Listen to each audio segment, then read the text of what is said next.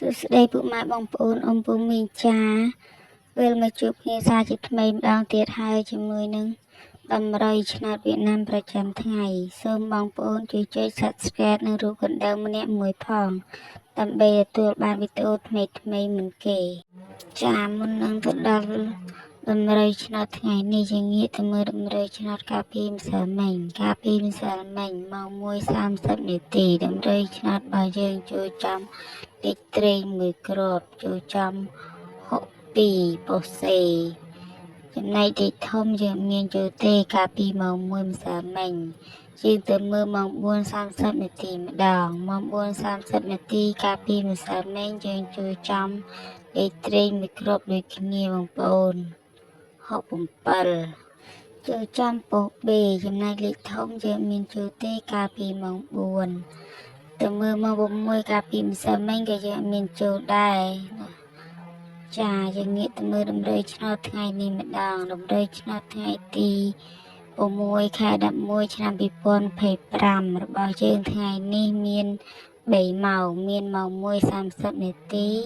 ម៉ោង 4:30 នាទីនិងម៉ោង 6:30 នាទីនិងមាន4ប៉ុស្តិ៍មានប៉ុស្តិ៍ A B C និង D ចាដំរីឆ្នោតរបស់យើងថ្ងៃនេះយើងមានលេខតូចអូខ្ទង់ថ្ងៃនេះយើងមានអូខ្ទង់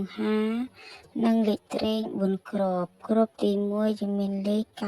98គ្រាប់ទី2យើងមានលេខ11គ្រាប់ទី3យើងមានលេខ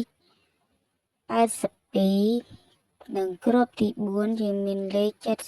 75លេខធំថ្ងៃនេះយើងមានលេខ421គុណចាបញ្ជាក់លេខតូចអូខ្ទង់ថ្ងៃនេះយើងមានអូខ្ទង់5និងលេខត្រេង4គ្រាប់ទី1យើងមានលេខ